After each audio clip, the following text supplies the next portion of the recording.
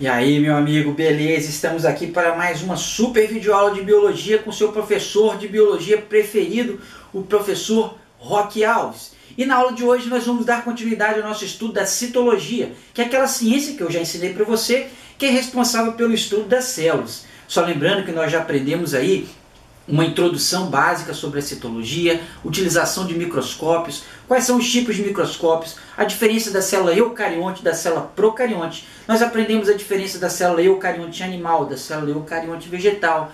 Nós já falamos sobre envoltórios celulares, parede celular, glicocálix e membrana plasmática. Nós já falamos também sobre como as substâncias são transportadas através da membrana plasmática, transporte ativo, transporte passivo.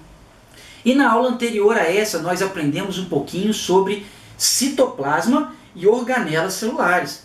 E na aula de hoje nós vamos dar continuidade ao estudo das organelas celulares.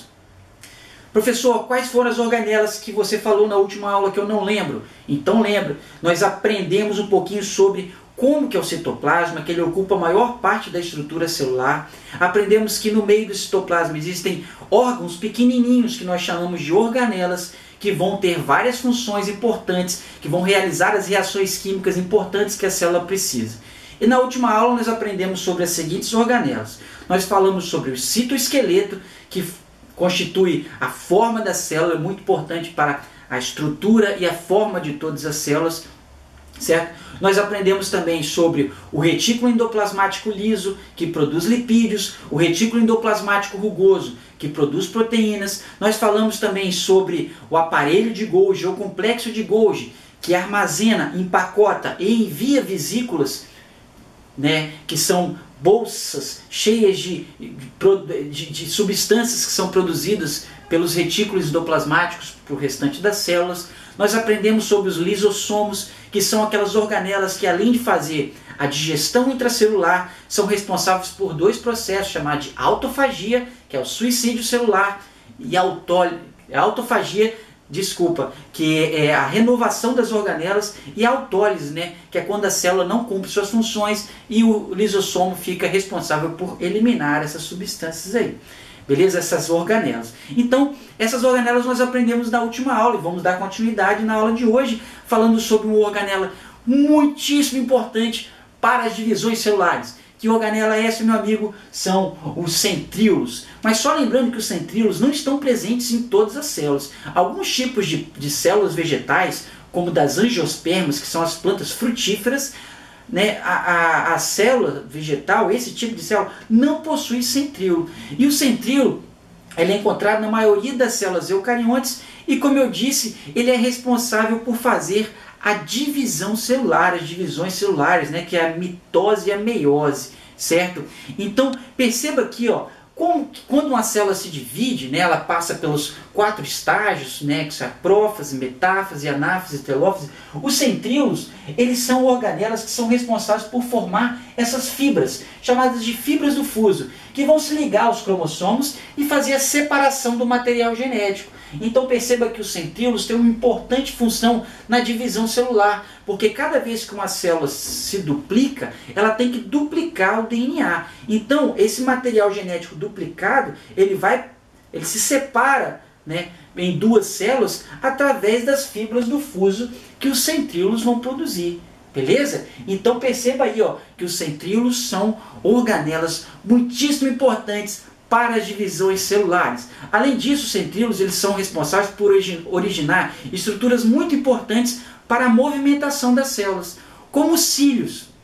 Então você perceba aqui que nós temos um exemplo de um protozoário, o paramércio, que é esse protozoário aqui, e perceba que ele se movimenta através de estruturas em volta da membrana, que são os cílios.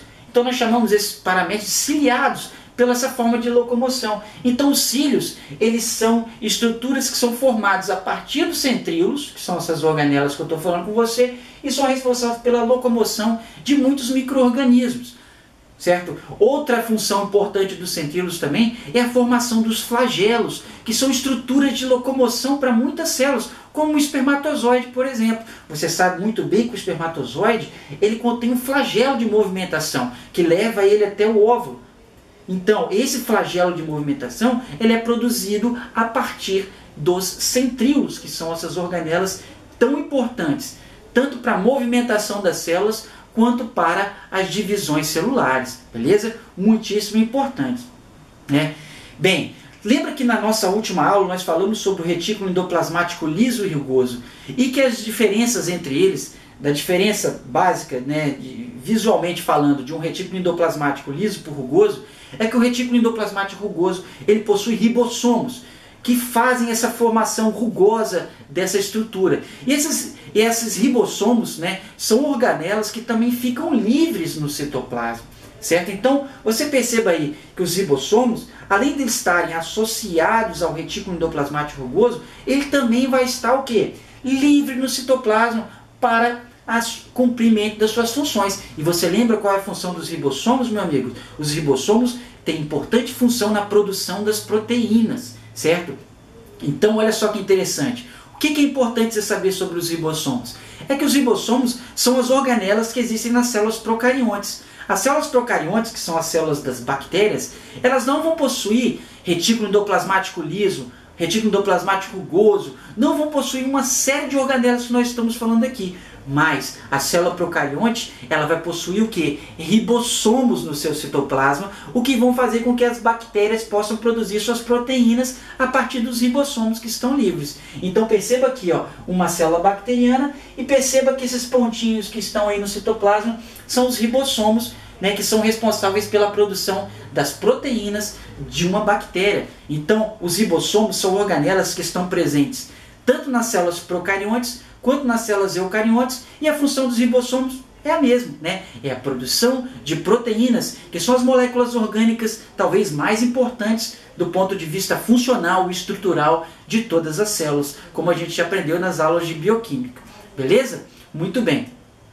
Então vamos dar continuidade ao nosso estudo sobre as organelas, e nós vamos falar sobre uma organela muito interessante, que são os vacúolos. O que é isso? Os vacúolos são estruturas de armazenamento que existem dentro de algumas células, que vão possuir funções diferentes dependendo do tipo de célula que você está fazendo, certo? Bem, olha só, nós temos aqui 3 tipos de vacúolos. Primeiro, nós temos o vacúolo digestivo. O que é o vacúolo digestivo? O vacúolo digestivo é uma estrutura, um espaço dentro da célula, que quando o lisossomo, que faz a digestão intracelular, entra em contato com o alimento, esse espaço contendo enzimas digestivas e fragmentos do alimento é chamado de vacúolo digestivo. Então, ele está presente em várias células que fazem a digestão intracelular. Esse é chamado de vacúolo digestivo.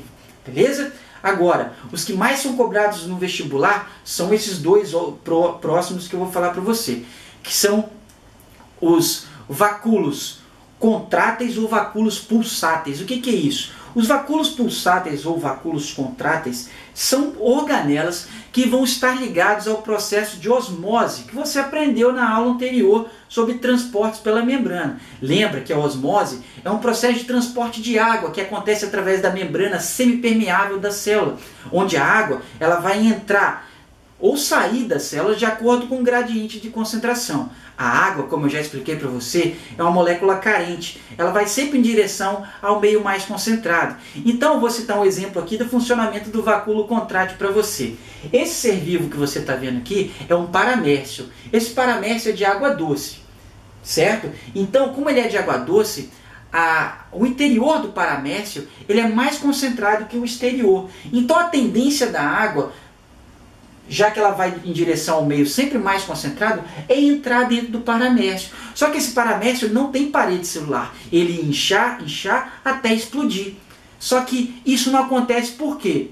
Porque existe uma organela no paramércio chamada de vacúolo contrátil, que vai retirar o excesso de água que entra por osmose. Então perceba, a água entra por osmose e sai através do vacúolo pulsátil para que o protozoário ele não exploda, ele não rompa sua membrana celular. Então, muito importante a função dos vacúolos contráteis ou vacúolos pulsáteis. Uma coisa interessante é que nos protozoários de água salgada não existe esse vacúolo contrátil ou pulsátil. Ou ele existe ou está atrofiado. Por que isso, professor? Olha só como é que é a evolução interessante. Porque no protozoário de água salgada, a água salgada é mais concentrada. Então a água tem a tendência de sair, certo? Então não é necessário o funcionamento dos vacúolos contráteis ou pulsáteis, certo? Então ele está presente em vários tipos de seres vivos de água doce, como as amebas, como os paramécios, que são esses protozoários que eu estou mostrando para você aqui. O excesso de água que entra por osmose sai através do bom funcionamento dos vacúolos contráteis ou vacúolos pulsáteis. Então, muito importante para você entender isso, porque isso pode cair numa questão para você sobre osmose, a função do vacúolo pulsátil, que é controlar a osmorregulação, a entrada excessiva de água dentro de alguns seres vivos unicelulares, tá bom? Muito bem. Então nós já aprendemos sobre o vacúolo digestivo, sobre o vacúolo pulsátil, o vacúolo contrátil, e agora nós vamos falar sobre uma das principais diferenças que existem entre a célula animal e a célula vegetal, que é o vacúolo vegetal, que é essa estrutura imensa que você está vendo aqui dentro da célula vegetal, que é muito importante para o armazenamento de substâncias para as células vegetais. Então perceba que os vegetais, né, você sabe que os vegetais eles não se movimentam como os animais se movimentam, certo? Então eles têm que eles são completamente dependentes do ambiente, dos fatores abióticos. Então o vegetal não é igual ao animal, que quando a situação aqui não está agradável de alimento, ele pode sair e ir para outro local. O vegetal não pode fazer isso. Então ele tem que fazer o quê? Armazenar substâncias, armazenar sais minerais, armazenar água, armazenar proteínas, armazenar lipídios. E essas substâncias são armazenadas aonde, professor? Nos vacúolos vegetais, que são essas estruturas que ocupam a maior parte da célula vegetal e tem essa função muito importante de armazenamento, certo? Então preste atenção que essa é uma das principais diferenças existentes entre a célula animal e a célula vegetal, que é o vacúolo vegetal, beleza? Que é essa estrutura de armazenamento que existe nas células vegetais e pode cair numa questão de citologia facilmente para você, porque é uma diferença básica, fundamental entre a célula animal e a célula vegetal, beleza? O vacúolo vegetal. Muito bem, né? Bem, agora uma outra organela que nós vamos aprender muito importante são chamados de peroxissomos.